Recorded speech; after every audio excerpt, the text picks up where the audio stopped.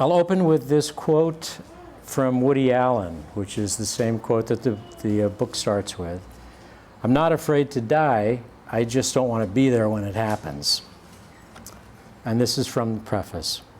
Have you ever looked around one day to find that you were doing something you never imagined you'd be doing? Something you could never have foreseen in your wildest imagination? That's how I feel writing this book about things that no one wants to talk about, inspired by experiences I never dreamt of having, experiences that no one in their right mind would ever want to have.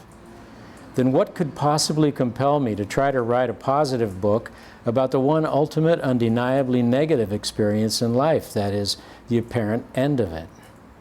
How could a person ever become so easy and even downright encouraging about such an ominous and always to be avoided subject as dying, much less speak with any authority about the one experience for which there's obviously so little first-hand experience available?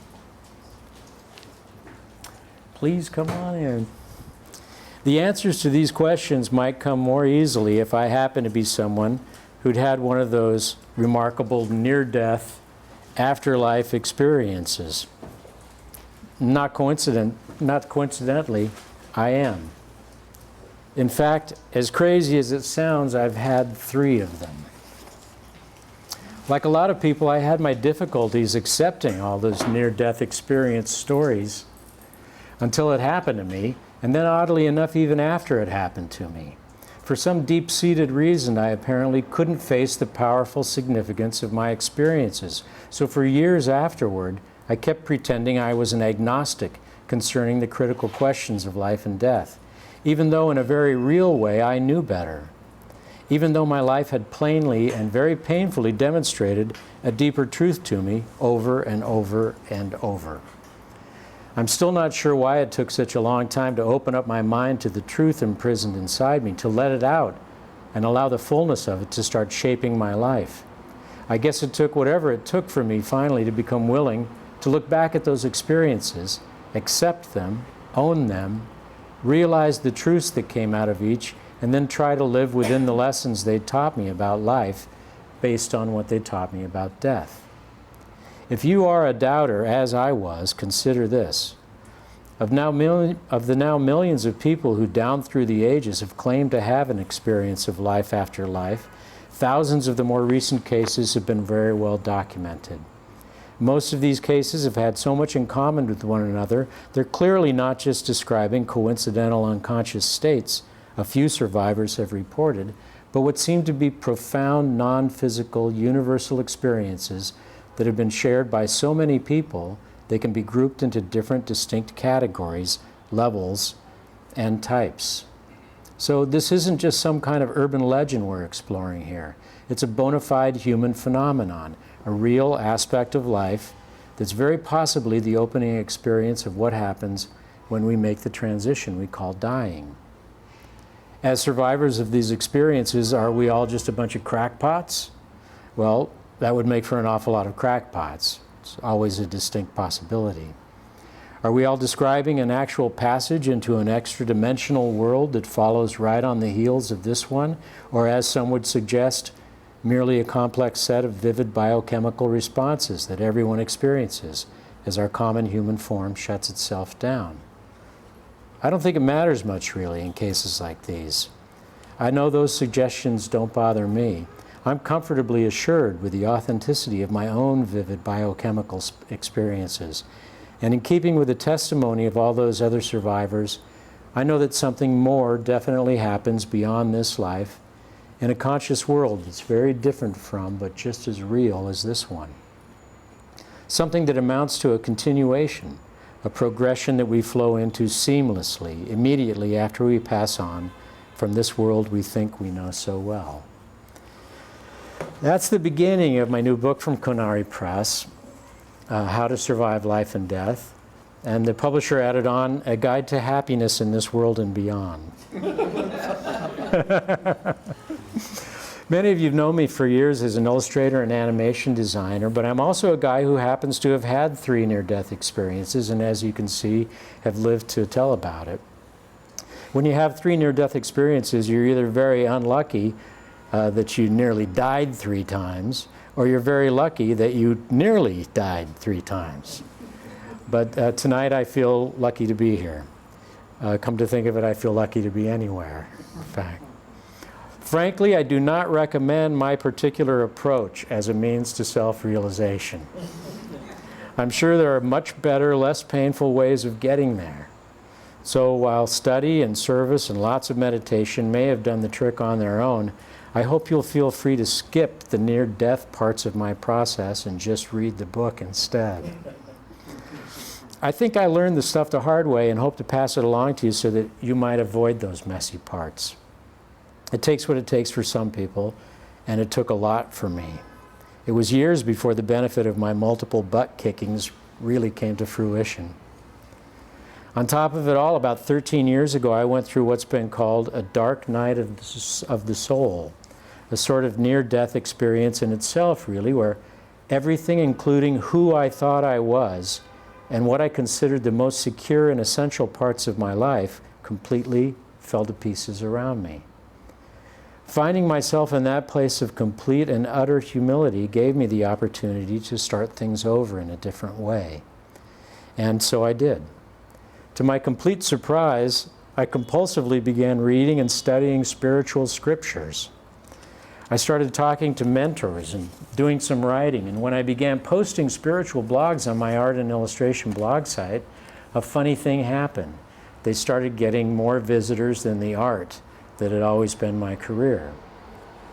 I began a meditation practice, and then I'd literally been sitting on a rock by the upper Delaware River for numerous years when those near-death experiences spontaneously resurfaced, and with them arose what Joseph Campbell called the metaphysical impulse to transcend the delusion of separateness, as well as the first draft of the book.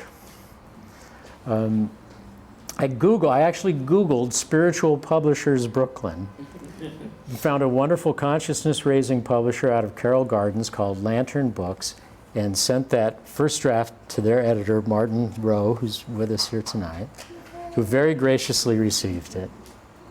Martin gave me one of the wisest pieces of advice for my or any creative endeavor that I've ever heard. He said, "Say what you really want to say."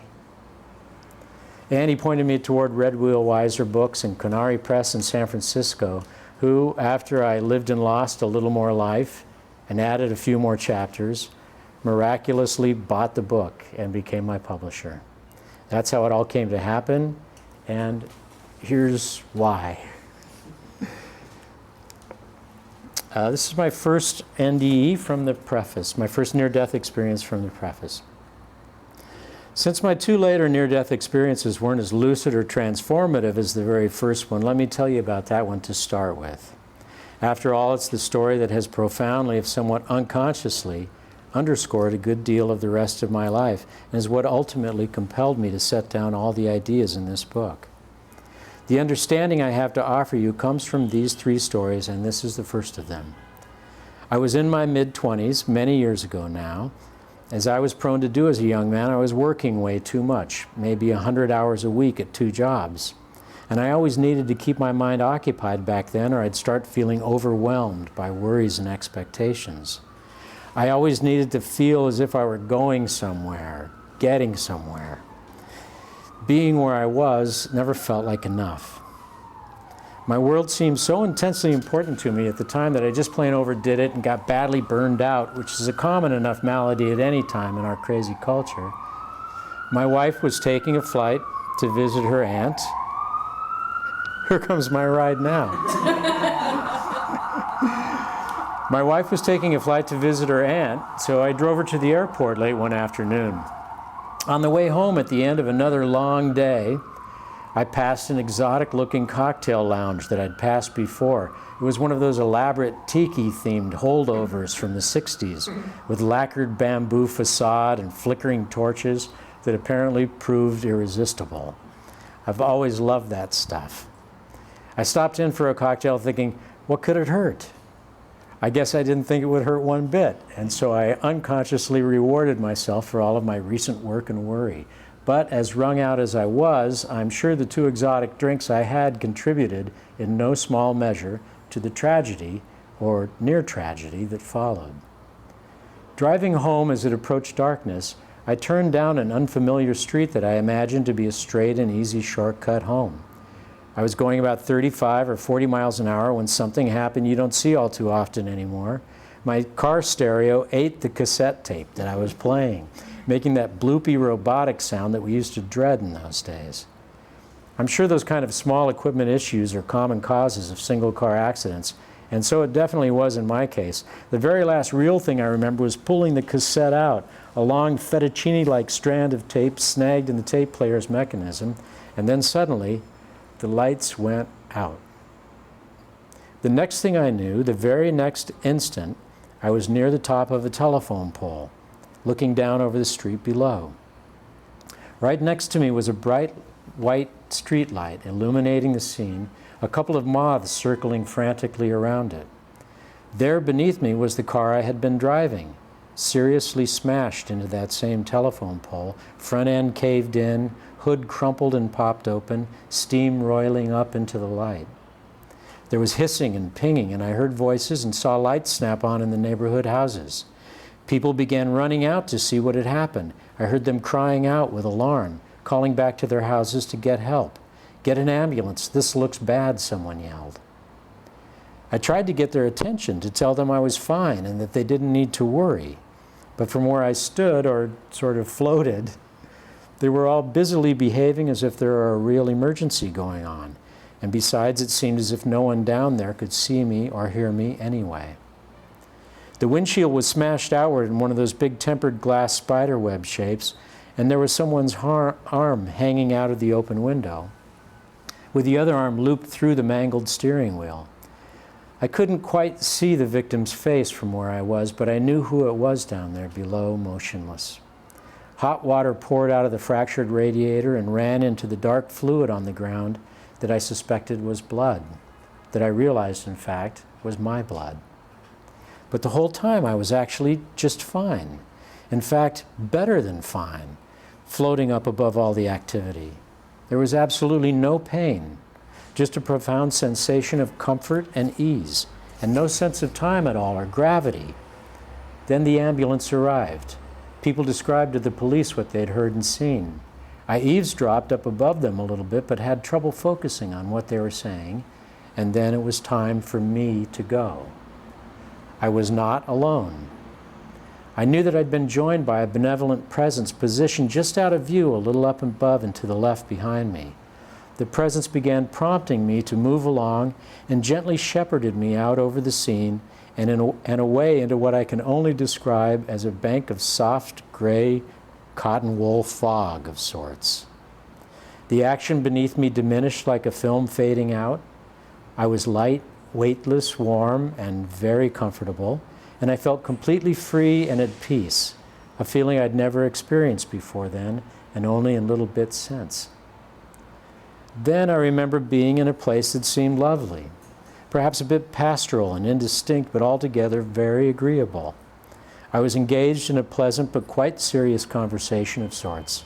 Though I don't really remember the content of it or even speaking out loud, I've always felt it was a long, intense session that I wasn't supposed to remember in its entirety. A conversation in which lots of very important things got hashed out. It carried on pleasantly in an easy, slightly businesslike manner for an indefinable time, like a familiar kind of interview. Then it ended. That was all I remember of that period, which, as it happened, turned out to be about 18 hours in actual physical time. I regained consciousness briefly once as I was being moved from one hospital to another to take advantage of the university plastic surgeon's residency there. But I soon slipped back into unconsciousness for what turned out to be a much longer time than I thought. A couple of days later, I returned to the accident scene, my head still all bandaged up, and examined what I thought I had seen, what I could only have seen from my vantage point up by the street light. I surveyed the area behind hedges and around the sides of houses and checked the angles up and down to the crash site.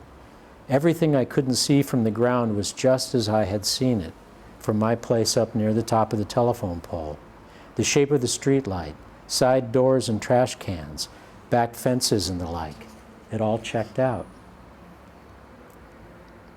Eventually, the meaning and power of these experiences began to percolate, to rise up and spread through me, and then began slowly, undeniably, to inform and reform my life from the inside out. It seems I had to be broken open over and over again by life, physically and psychically, until the meaning of those memories crystallized within me and a conversion of sorts could take place. And then I came to know with absolute certainty the lesson of that first experience with mortality, that I am a spiritual being having a physical life experience, and that our actual transition from this life to the next, and possibly from the former, is seamless, relatively painless, and full of warmth, assurance, and ease, as I now believe most of life is actually meant to be. Unfortunately, though, I did have to be there when it happened. So that's my first near-death experience. Does anybody have any questions? Does it bring anything up for anybody? Yeah, Nancy. Did you encounter any light or any? You said there was. I did not. Yeah. Something there, some energy. Yeah, I don't have any recollections of the actual personages that I was with. I mean, I remember there being somebody there. But it's just very, I didn't walk down the tunnel into the light. I didn't get that one. I got 3, but I didn't get that one. But my other ones were, sort of standard near-death experiences. I'm not going to read all of them, but they're all stories you've heard that are quite familiar. Just not that one. Yeah, just not that particular. Yeah. Given what you said earlier about, our feelings, human feelings about death, and really a fear of death, because did you experience any resistance to this kind of transition or fear in what was happening, what you were seeing? Not until the third one. And I'll touch on that one a little bit. I'm not going to read it, but I'll summarize it. But no, in my first 2, not at all. It was just like stepping from one room to another. Not as consciously as stepping from one room to another, but it was easy. I think also in the preface you talk about this sort of debate about whether it's purely spiritual phenomenon or it's a genetically pre-programmed neurological phenomenon, right. And I think the conclusion that didn't matter to you, which it was. Yes. And can you talk a little more about that? About a seemingly opposite, like a. Yeah, I'm actually going to. Oh, okay, sorry. I'm going to hit on that, in fact, in just a second. In fact, this will cover it, kind of. So now I've gone from a place where I had really very little interest in near-death experiences to finding myself in the midst of a kind of near-death movement of sorts. And I think the current interest, like our understandable fear and resistance to death, arises out of what it is that scares us the most about dying, the permanent loss of consciousness, the idea of who we are ending, of no more me. Well, I'm here to tell you that doesn't happen. There will be more you. I'm not setting out to prove anything with the book, though what I learned from my experience is most definitely right in line with the rising wave of evidence that constitutes more and more proof of the unseen, the reality that binds all life together. Consciousness, loving consciousness, as a kind of quantum field.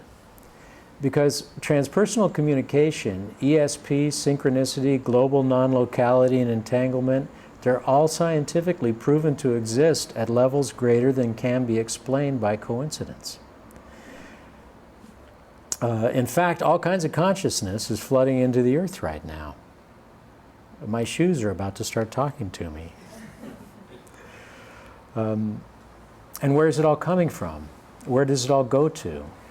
As far as near-death experiences go, even medical science now, after having had a few too many clinically dead patients wake up and describe their post-mortem procedures, even they're starting to concede that maybe consciousness isn't a two-dimensional flat earth with edges that drop off into oblivion at our birth and death, or that it's some external reality that's projected and agreed upon one brain at a time.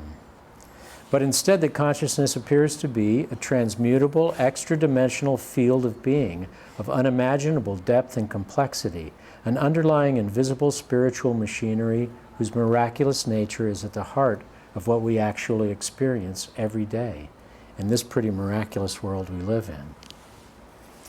I hope that kind of touches on it a little bit. This is from chapter 1, which is called Why Me and Everybody Else? Absolutely everything, including ourselves and everything around us, is in one way or another an expression of the magical consciousness that energizes everything that exists. I'm sorry to get magical on you so soon, but I, for one, don't see how it can be avoided while we're all sitting on a planet in outer space.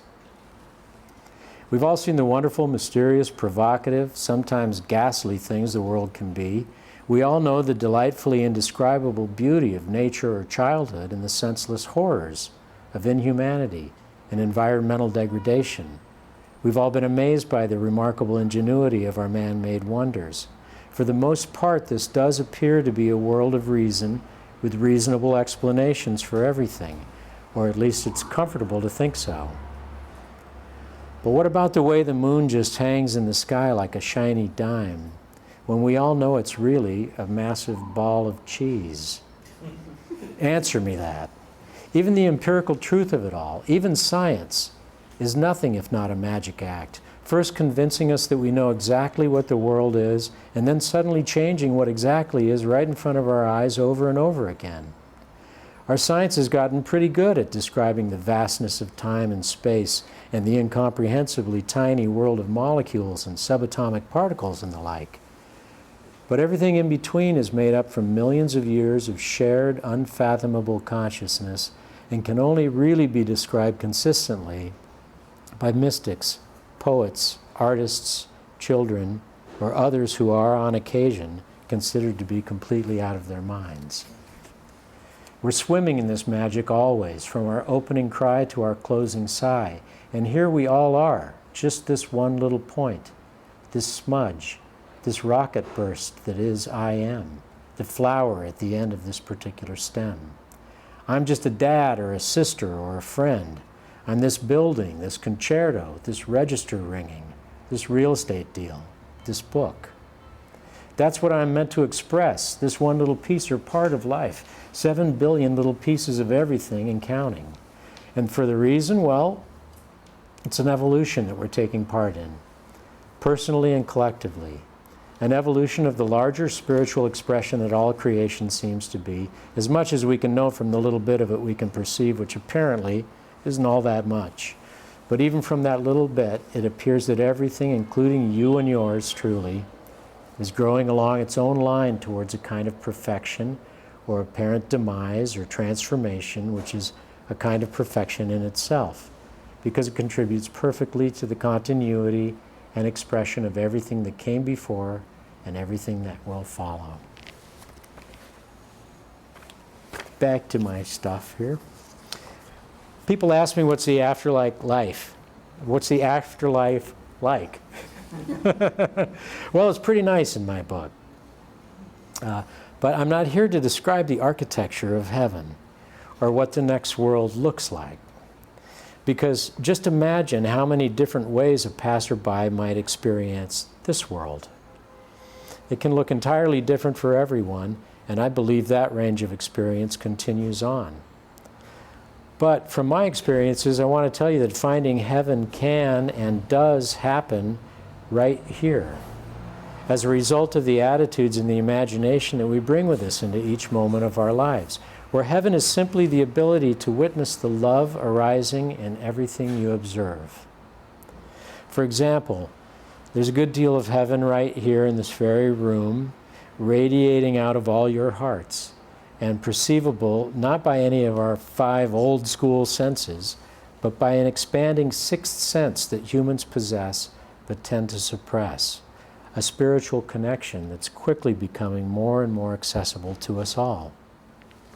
So my goal with the book is to simply help you deflate your instinctive fear of death and get a better understanding of what it is and how it actually fits in our larger lives, and to find ways to access that invisible spiritual machinery I'm talking about and merge your life with it. We can all suffer under that delusion that Joseph Campbell talked about, that we have a real material life and a separate spiritual life. But it's not true. All of life is really spiritual.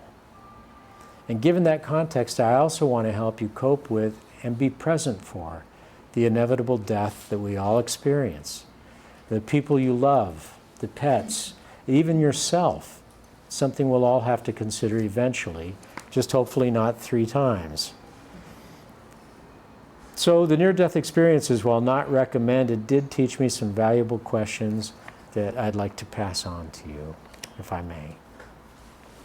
Are there any other questions? Any more questions? Anybody have anything to throw in? Robert, I had a quick question. Yeah, The first time you had the car accident, how long were you out? The doctors told you you were officially unconscious for how long? You know, it was a curious circumstance. In none of my near-death experiences did I have like a fully documented kind of situation where everything was accounted for and, you know, was all written down and stuff. And that one, which was, I guess, probably the most official one, I was in the hospital for close to 20 hours, for about 18 hours or so.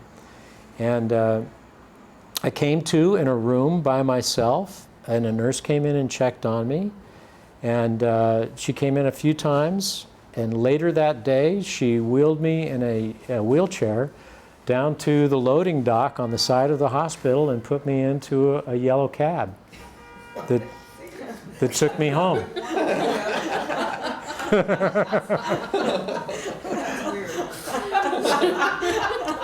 I didn't have health insurance at the time, so I imagine that maybe it had something to do with that. You know? But I had a great big bandage. My head was completely bandaged up like that. So it was strange. The second one was less official. The third one was sort of official, but that was my most official one. So, Can I I'll, ask you something? yeah, Nancy, yeah. Why do you think that it took 3? Why did it just knock at your door? Knock, knock, knock, knock, and Just difficult, you know. Just, I'm not sure. Some people have these experiences and immediately it transforms their life. right? For me, I snapped back into an ego world where I began worrying immediately about all the, you know, all the details of what had happened and how I was going to take care of the car and explaining it, and, you know, I just got caught right back up in it. And, you know, I might as well, I'm not going to read the details of the other 2 NDEs, but I'll summarize them for you. The second one, which came as a result of what I like to charitably refer to as my riotously inappropriate lifestyle, I suddenly found myself in the middle of a bright white cloud. The room filled in with a bright white cloud. Like you see when you look out the window of an airplane sometimes. Then a screen, probably a Samsung, I think, opened up and began to show me scenes from my life. It was like a sequence of panels of time that I entered and experienced again in my heart. And it wasn't a highlight reel. It wasn't the greatest hits, you know? It was these pivotal, forgotten moments that I probably should have learned something from, but I didn't. I just recently remembered one of them too, distinctly. And oddly enough, as part of this whole process, being on social media, the fellow who it had to do with, who people had told me had committed suicide, I believed he was a suicide victim for years. This guy from one of these scenes got in touch with me. And we're now good friends again. Connected. Yeah, crazy. That time, that particular experience, I learned how truly important every single moment can be, regardless of how ordinary it may seem. How we act in the world and to each other in this eternal moment we experience life in, where eternity isn't some vast expanse of time, but it's always right here. So there were instances where I had said or done something that seemed irrelevant, but wasn't, was really critical to the person that I had been with. My third and least favorite near-death experience, which ought to tell you something in itself, was the darkest one. It happened in a small university town in Arizona when I was knocked unconscious from behind with a blunt object and stomped and kicked by a gang of skinheads for the better part of an hour. Ouch. Yeah. That got messy. That one was, and I found myself in a darker place. That it was still safe, but very kind of womb-like. I was surrounded by benevolent spirits, it felt like, again, that didn't have any distinct, personalities in my memory at all. And I did not want to come back. I really had it with this world. I was just through with it. But they gently forced me out, back, because I hadn't gone about exiting appropriately. As I recall, I hadn't gone about exiting appropriately, and I hadn't accomplished what I needed to do. I had something I needed to do. And so we all have something to do. That's what I learned from that one. So the three lessons were that, I'm an avatar, I'm a spirit riding around in this body, and I'll leave it. That every moment is kind of an eternal moment where something very important can be taking place if you're present for it. Like I did that, by the way. I made that happen just now, just for shits and giggles.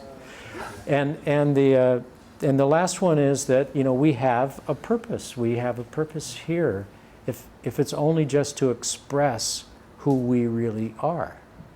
Just that. Yeah.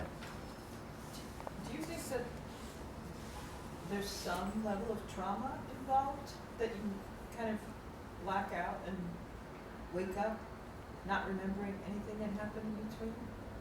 From like the first accident, maybe not processing that well, created another situation where you were in danger and your spirit just kind of takes off and Yeah. the body fend for itself and then comes back again when it's comfortable? Well, I don't pretend to know how it works, all the stuff works really. But I do. Don't remember anything. No, I don't remember those kinds of details of the experience, Like after the first experiences. punch in that alley, you were out. Yeah, no, I got hit with a tire iron or something in the back of the head. Okay. So when I came to, it was about 4 hours later, and I looked up into the face of an emergency medical technician who was looking down at me, and he said, "He's back." This should be a movie. And that's what happened. So, what they did teach me about, what I do know about, and what I can tell you about, is how our engagement with what I like to call compassionate consciousness can give us access to a much more graceful and fulfilling experience of life. I offer three kinds of doors, these kinds of doors. So there's this underlying spiritual mechanism, and we lose track of it in our regular day because we have so much stuff going on, right? We have so many things to think about. But there are means that we can work into our daily life that can help us sort of shoehorn back into that and gain a connection with it where we can realize that everything is spiritual in nature all the time. I call these my 3 tips for happiness. So here's my first tip for happiness. This comes from the chapter, I'll Have Extra Happiness to Go. I'm going to give you this tip in the form of a challenge. Give it a try for at least 1 full day, but preferably 2 full days, and see if it doesn't completely transform your perception of life, regardless of what condition you're in. If you don't see an increase in the amount of joy, ease, comfort, and magic you get from everyday life, I'll gladly come look into it myself and see what's going wrong. Here's the challenge. With every person you encounter, regardless of rank or station, and in any and every circumstance you find yourself in all day long, be absolutely as kind and loving as you can possibly be, even if you feel lousy, without being patronizing or coming off like a boob. You have to be truly sincere, not half-heartedly sort of nice, and never sarcastic at all. Just be kind, without forcing it or being too enthusiastic. Everyone has a good idea of how to be sincerely kind, even if they don't have a lot of practice. Remember, being negative in any way is never kindness, so simply try not to go there at all. Resist the urge to complain about anything. No gossiping or sharing amusements at somebody else's expense. Keep only the best intentions in your heart for everyone you meet. I'm going to break for a second to say, I know these are real ideals. These are very difficult, but you just keep reaching for them, right? Be as totally tolerant and forgiving as possible, even with the most awkward or abrasive attitudes you encounter. Just look people in the eye, smile with your eyes first, if you know what I mean.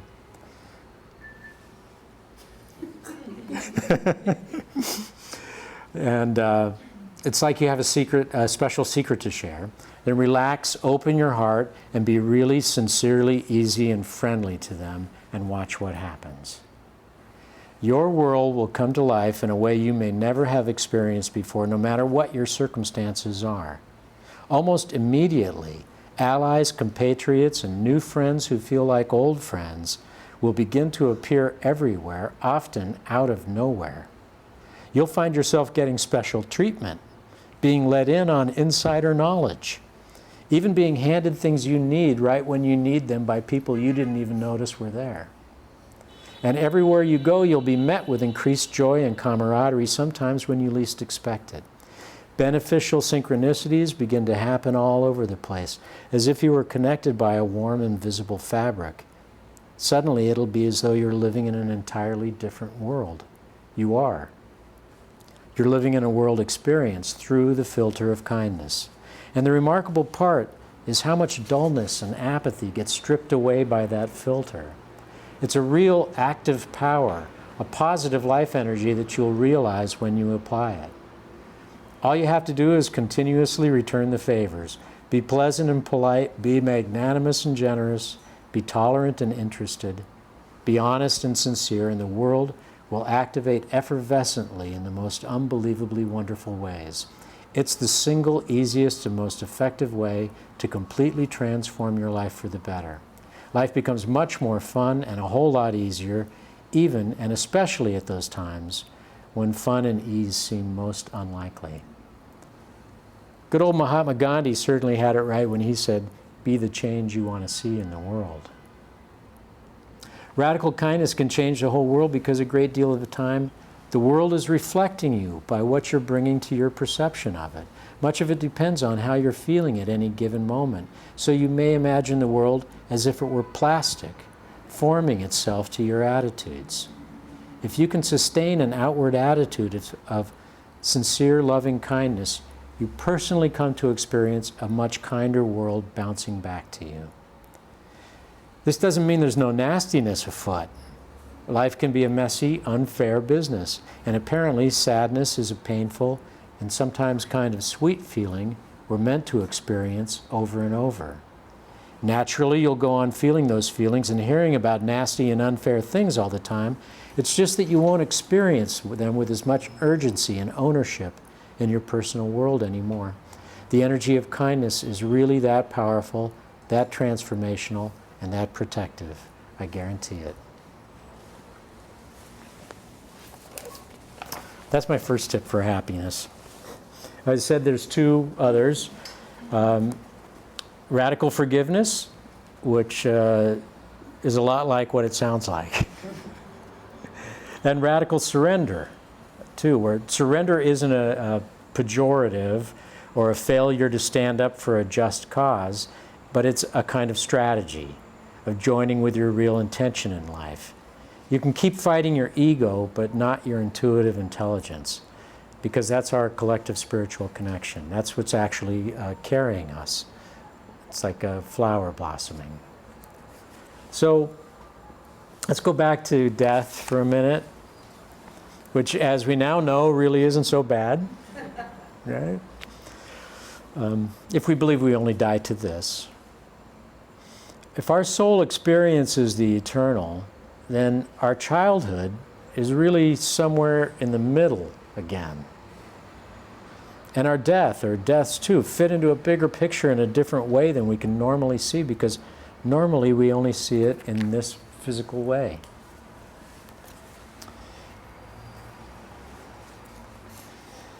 This is from the chapter, The Fat Lady Never Sings.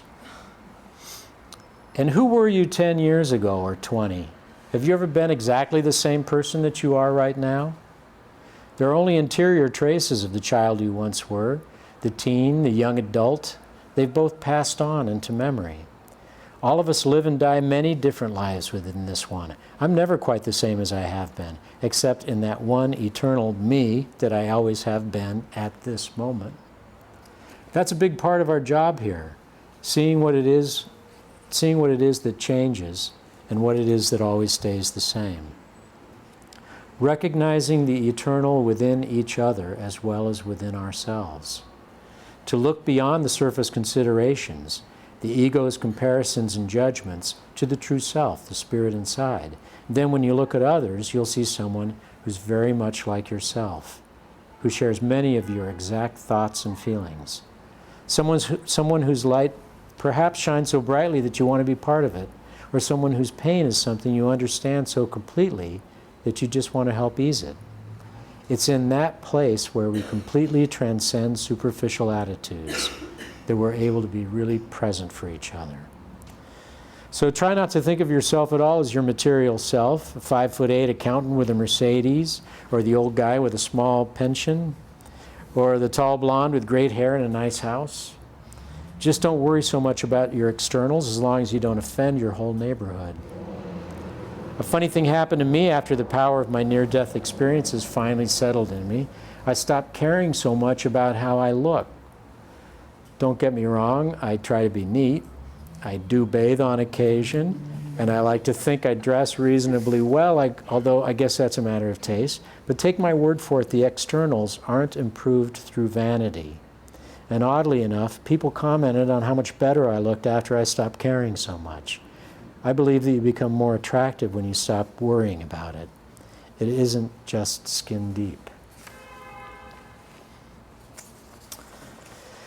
We do live and die a number of times within our larger life, and if you think of your soul always alive in the eternal, then what is this relationship we have to it, really?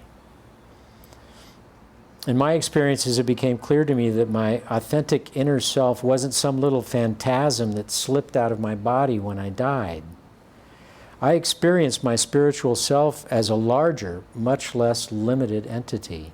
In fact, my soul kind of spit my body out onto the ground and went on to deal with larger issues.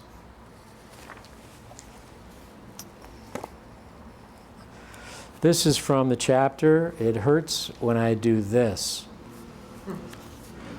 They say that what doesn't kill you makes you stronger, but naturally I disagree. I think what does kill you makes you stronger. I believe that experiencing death in this life, especially if we experience it for each other, with an open heart, makes us better, evolves us spiritually, and brings us closer to our source, which is the source and power of love. So our souls apparently prefer or even require a death experience for our spiritual growth. Even all those survivable death experiences we all have through our lives, like I mentioned having had earlier, my dark night of the soul, for example, when you lose your dream job, or when a partner you love leaves you, or when a really important person or pet in your life dies.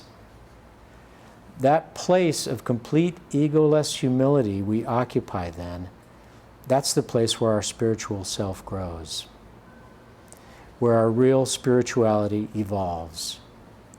We don't learn much from the good parts, or we learn gratitude from the good parts of life, but most of what we learn going through hard times. Am I suggesting that you look for hard times? That you embrace pain? No, of course not. But I am suggesting ways you can go through it with some grace, and how it may be building better conditions for you to flourish within. So here's my last reading. It's about getting through one of those really hard parts. It's maybe the hardest part of all. It's from chapter 16. The hardest part is always the parting part.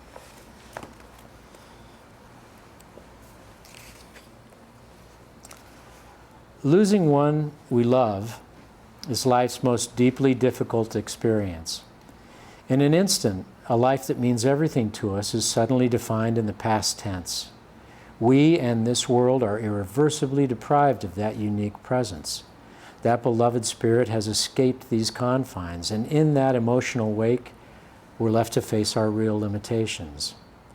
Involuntarily, we bear witness to a period of intense extra-dimensional gravity that feels a lot as if all the oxygen has been sucked out of the world, because in a way it has.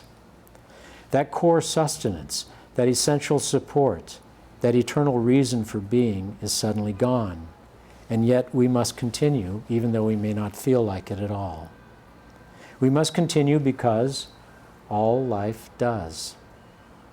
That eternal reason for being still exists. It's just that getting past the loss feels like an impossibility for a while. In the chapter about pain, I gave a formula for the cure to heartbreak, and that's what loss is about, brokenheartedness. We've been deprived of that which we love with an unconditionality that trumps all other experience. And being without it or replacing it seems out of the question. But really, the same formula applies. The basics of repairing our hearts and finding new reasons for living. It takes time, and the evidence of survival that time gives us, the continued presence of sensation, identification, of joy, moving through the trauma that's acknowledged in the experience of grieving, and allowing those sensations their rightful time and place. It requires gratitude, as counterintuitive as it sounds, for the experience of that life that we've lost, for the grounding completeness and connection to the medium of love that it's given us. That enrichment, that connection, is now something that can never be taken away from us. We've earned that understanding of life's potential by having experienced love like that and having survived through to the meaning it's irrevocably brought into our lives. In a new way, it makes it possible for us to witness the beauty of nature and the wonder of one another, the unlimited potential the medium of love always provides us. The powerful humility that we're granted through our loss makes a far richer perception of life available to us. With time and gratitude, we begin to realize the opportunity our loss opens up for us, the chance to carry on that deep purpose for living, the completeness that comes from witnessing the material life of love's presence in this life. We learn what it takes to carry on and can support others through their loss with that knowledge. The spirits of our loved ones past want us to recover from our suffering in this way. By passing along the power of love we share beyond the shallow constraints of life and death, they don't want us to suffer needlessly. Although they're missing and very missed in your material life, there's that reality of their never really having left you, of their being alive in a place that's always accessible through your heart. And the more consciously and intentionally you choose that living heart connection to them, the more you engage your spirit in the trans-dimensional medium of love, the more vividly present they will be in your heart and in your life. They are alive beyond this world, so let them be alive. In fact, you can even keep right on talking to them as if they never left. I do suggest you do this privately in order to prevent arrest and possible institutionalization. Although with all the people you see walking down the street carrying on electronic conversations with the open air, I think you can probably get away with it. So in closing, I'd like to end on a note of matriculation, graduation day. And just to point out that when a young person graduates from high school or from college, we celebrate everything they accomplished in school and award them with a degree. But we don't stop there and say, that's too bad, that's it, it's over. We celebrate what they're going to do, what they can do from this point on. We celebrate the amazing potential they face stretched out before them, whatever life they're going to move on to. Some young people are very old souls.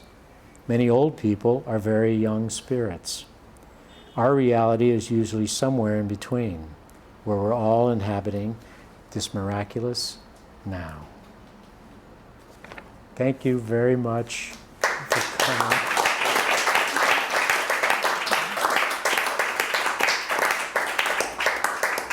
And if there's any more questions, I'd be happy to, yeah.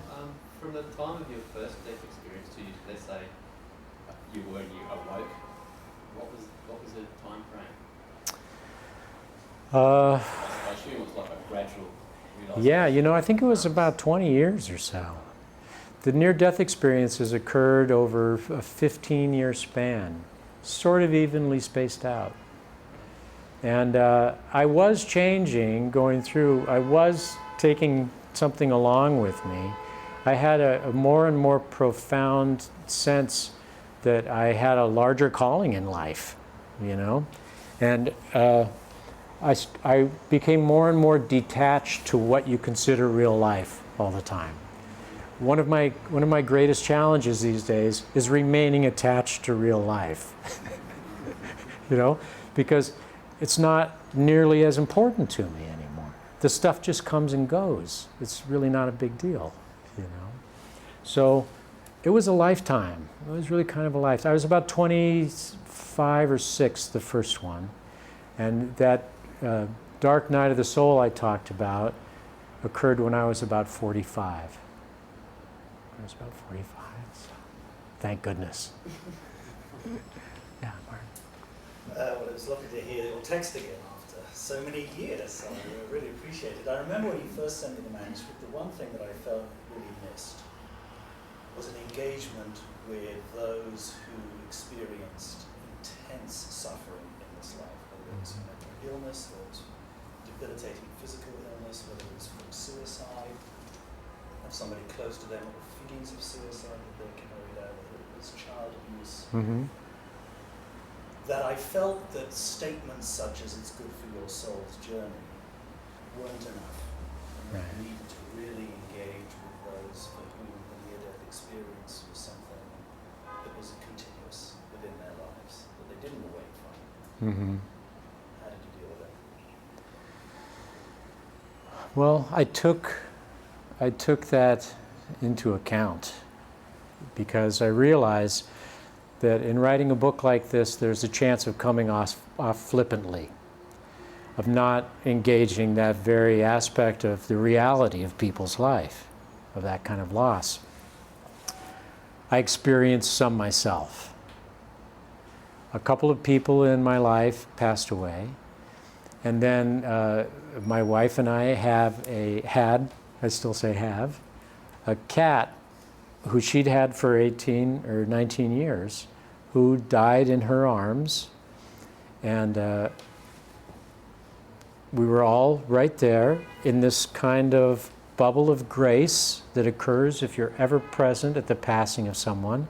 There's no doubt that this is a sacred moment that you're experiencing. And I came back, and I had had the manuscript refused a number of times at that point. And I wrote The Hardest Part is the Parting Part, that chapter that goes into a lot of that and deals with the necessity of our being present for that in life and for witnessing it as part of this larger structure, that's curative and growing. And I submitted the manuscript right after I wrote that chapter, and it was bought right after I wrote that chapter. And so it needed it. It did need it. Thank you.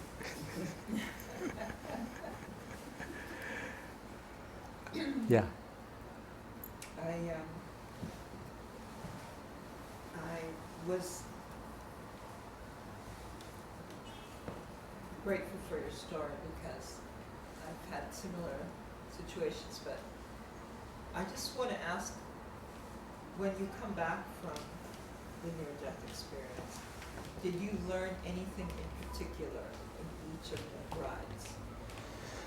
Well, I've been meditating for a lot of years, and every time I want to go to another level, the teacher says, what have you learned? And if you give him a specific, good enough answer, how you've changed your life, within life, he would give you more techniques on meditation. And if not, you don't get any more. So because you've had 3 near deaths, I'm thinking you must have learned something every time. well, I learned the 3 lessons of being a spirit in a physical body, of each moment being very, very important. Did that right? happen And the first time? Did they happen in that? no, and you know something, it had a lot to do with meditation. Yeah. Because I took up a meditation practice, and I meditated. By the time I wrote the book, I'd probably meditated close to 1,000 hours. And meditation is an essential part of life for me. If one of the reasons why it's difficult for me to stay attached to the real world is because I've meditated enough that I can hear my voice that engages with the real world as a separate thing.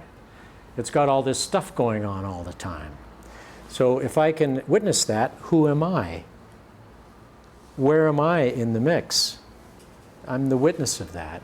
And so I can walk around lots of times disengaged with the noise, so to speak. So it came from meditation. And I can tell you something, that there is a definitive connection between those experiences I had and meditating.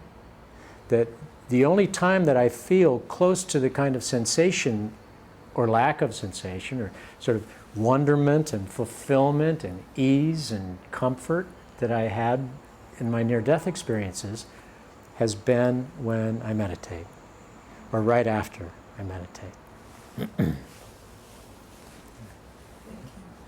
Yeah, Martin? Can I ask another question? Sure. So you came to us initially also because we actually had published a book on near-death experiences called The Uttermost Deep, which was an unusual catalogue of utterly horrendous, terrifying near-death experiences, which were the reverse of the glow, but were vortices of pain, physical pain and agony, of absolute abandonment, and desolation of the soul.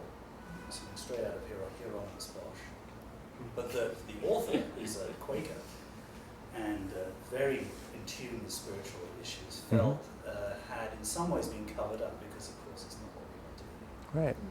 So I wondered whether you had any thoughts about those whose experiences they may indeed be good for the soul in the long term, but they are an excoriation, a ripping out of the heart, as well as angelic beings who are chthonic and demonic in a way that makes you want to get back to life in a very different kind of way. Yeah, yeah.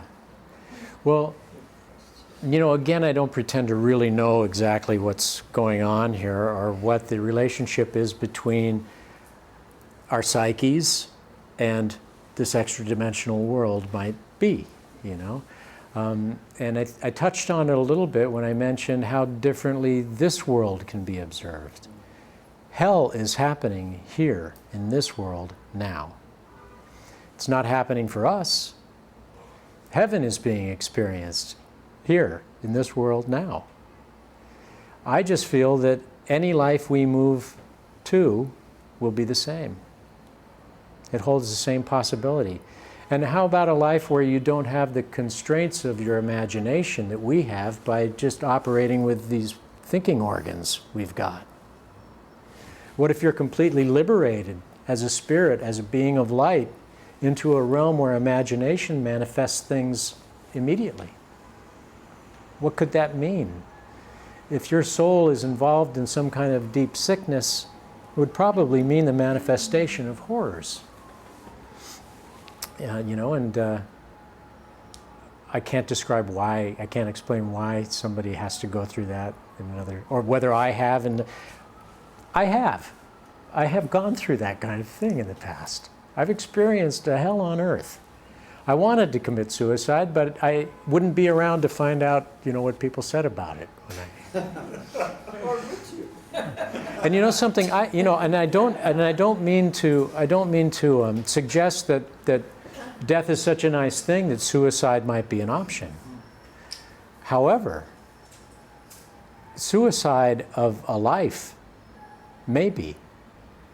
I had to kill part of myself. I had to commit a suicide of sorts to part of myself that didn't work, that was creating hell out of my life.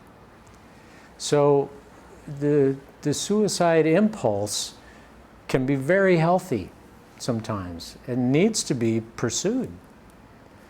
I don't mean go out and commit suicide because it's so great over there, because you might end up in the hell that Martin's describing, and I wouldn't wish that on anyone. Well, they didn't end up. That's the point. It was near death. Right. Yeah. I'd love to, you talk in some depth about radical kindness. I'd love to hear a little bit more about your thoughts about radical forgiveness and radical surrender. Yeah. Radical forgiveness it comes about as a result of our identifying with one another. You've got somebody who treats you like a terrible jerk. They do something that's really awful to you. And it happens, Right? And life is not easy for anyone. Life is a very difficult thing.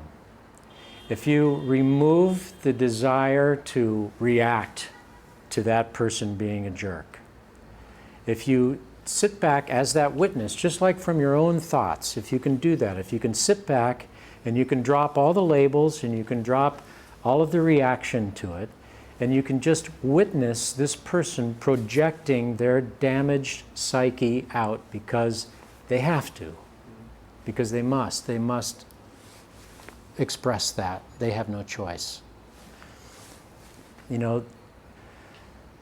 Then with an open heart you can realize that this person is suffering and that you just happen to be in the line of fire. If somebody dumps you and runs off with somebody else, which happened to me, my second wife left me for a terrible guy.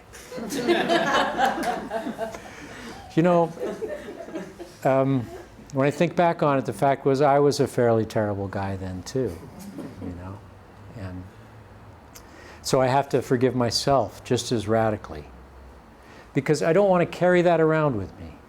If I react to that person being a jerk or to my having been a jerk, and I choose to carry that around with me because it agitates me in a way that I feed off of, I'm going to walk around and have that define my life. I'm going to have that person's pain define my life. And who needs that? I got plenty of my own pain to define my own life, So the idea behind radical forgiveness is just that there it is, what are you going to do about it? You can try and by really sticking with it, you can just throw that switch over and over again. I am not going to suffer along with this person. I'm going to let go of that. There it is again. Now it's getting me again. I'm going to pull that switch. I'm not going to suffer with that person. I'm going to let that go again. I'm going to radically forgive that person, and I'm going to move on. Radical surrender is is interesting because it doesn't occur to most of us that when things are going great, we're surrendered. I'm surrendered right now, you know, I'm totally surrendered. It sounds like a pejorative, surrender. What, me? You know, surrender? Never. I'm going to fight to the bitter end. Well, there is no end. So you're going to lose. And then you'll just be bitter. You just get the bitter. That's all you get from it. At times when things are really difficult, then it kicks up because you want to do something about it. You want to take control. You want to change things. You want to make things happen. And lots of times it just makes things worse. But that underlying spiritual system that's carrying you when times are great, when everything is perfect, is still at work exactly the same way. You just have to allow the bad stuff to happen. You know, like they say, when you're going through hell, keep going, right? And I think of it as like when you drive through a terrible little town, you know, stop at all the stop signs, but keep driving until it's in your rearview mirror, right? And when you realize that what's carrying you through your best moments in life is the same exact force that's carrying you through your worst moments, then your worst moments get to be not quite so bad. And you can attach yourself to that sense, to that flow. I also have heard that the expression lots of times, if you're paddling upstream and staying in one position, turn around, right? And just radically surrender. Did you find when you're doing your surrendering, or especially your unconditional kindness, that you were met with more challenge than you thought you would be, as in coming across other people who just seem to be obstinate to your cause? Yeah, that's an interesting thing because I had opportunities to at times be around people that were pathologically angry. So you met my mother. I don't know, maybe I have. But you know something, it's a funny thing that open heart, I talk a lot about open-heartedness, that there's kind of a technology of the heart. And in fact, medical science is proving now that the heart has a cellular structure very similar to the brain. There's a lot of the similar neurons, neurotransmitters, all that kind of stuff in your heart. So it's a cognizant organ. And I think that it's much more dynamic spiritually than my brain. The Gnostics talk about using your intellect as a ladder to transcend your intellect, you know? It's a long trip from here to here. But if you can just engage this, then all of those things become possible. You can meet a person who's incredibly agitated about something, and just by not reacting to them and opening your heart and just standing there in front of them like, I'm on your side, baby, you know, they give it up. You can see it just drain out of them. I've had it happen over and over again, where somebody is really angry and stuff, and pretty soon they're like, I'm sorry, man. Yeah. So it's really transformative. I mean, it's powerfully transformative, you know that. I love the story of Carl Jung, who he kept in touch with a Hopi elder named Ochwe Bianco, White Lake, for many, many years. And he was having a conversation with White Lake one day when he said, you know, White Lake said, you know, white people are crazy. They're always looking off. They're always looking for something they want to get or do. You know, they're always thinking. They're always thinking with their head. And Carl Jung said, well, what do you think with? And Ochwe Bianco just went. So it's not a secret, you know, to all these indigenous peoples that have engaged this technology of the heart for a long, long time. It's our culture that's run off with the intellect, you know. Hi. Yeah, I really appreciated the book, listening to the stories or excerpts that you took from me about your experiences and they were just enlightening. And I don't remember if you said you kind of threw yourself into or became engaged in spiritual study before your first experience or after your first experience. But, Yeah. well, you can tell me that, but then It's, you know, I have a very strange history. I mean, we all have two histories, kind of. You know, we have like the history that's of where we lived and what school we went to and how much money we made and who we were with and all that kind of stuff that's on my police report. and then we have a history. We have a history of what happened in here, you know, a spiritual history of what formed us, of what made us the person that we are. When I was a little boy, I grew up in an alcoholic family. My father was a very serious alcoholic, and all of his friends were too. And so all around me, adults were behaving inappropriately constantly. And it led me to become probably the youngest existentialist ever. You know? I can remember standing in the backyard and thinking, at 5, thinking, what's going on in this world? This is a terrible place, you know? And growing up on the border, there was also a Yaqui Indian fellow who used to frequent my dad's work, named Arturo, who was in his 70s. And he had the wrinkly brown face and white hair, the whole, you know. And he used to bounce me on his knee and tell me about the tiny people in the desert who came in their starships and that he flew with in starships. So when I was a child, I got that. My mom, who is supposedly normal, took us all looking for Bigfoot. In 1966. This was before Bigfoot had an agent, you know? That's your next book. And then after my first near-death experience, I traveled extensively.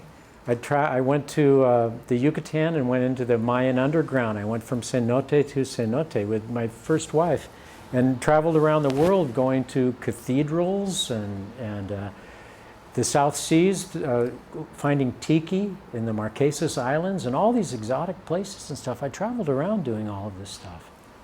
I was a martial artist and had mystic experiences as a martial artist when I was a kid. But it never occurred to me that I had a spiritual life, that I was leading a spiritual life.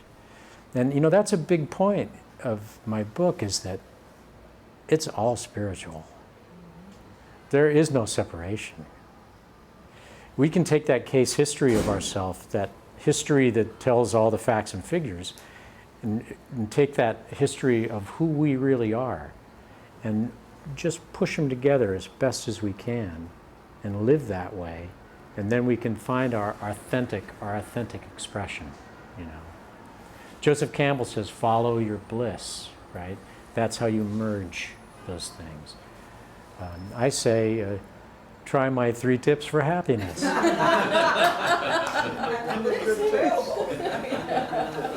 know, but from a perspective, what I related to was some things that are going on with me right now, and I think that there's a catalyst, and then there's a learning phase, and then a kind of practice phase that are not healthy for me. Well, and our intellects will kick in and create elaborate structures to hang these sensory experiences or sensory gratification on. So, you know, it's just really realizing that this has to do with pure sensory gratification. So, And don't let yourself off the hook. Right. yeah. Because if you go back to the premise of life and death, you're feeding yourself either to die or to live. So, basically, do what's best. Patrick. Yeah, I was just curious, the experiences you had, in the first 2 at least, you talked about these benevolent beings. Have you had any experiences with them on this plane? Like, have you felt them pushing in or guiding you? Yeah. It's good.